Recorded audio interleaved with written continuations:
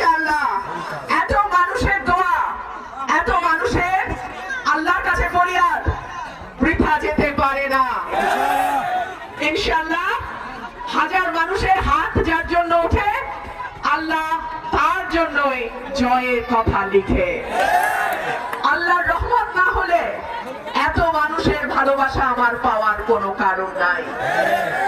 আমি যেই এলাকাতেই যাই, পাকশিমুল, পানিশ্বর, চুনটা, ওরাইল, সদর, সরাইল সদর, ভুদুন্তি, চান্দুরা, শাহবাজপুর, সাতনাপুর, নোয়াগাঁও, সবখানে মানুষের ঢল। আমার যেই রাস্তা 5 মিনিটে পার হওয়ার কথা, আপনাদের ভালোবাসায় ওই রাস্তা আমি 1 ঘন্টায় পার হই। তাই আমারে বলেন আমি কেমনে আসবো সময় মতো?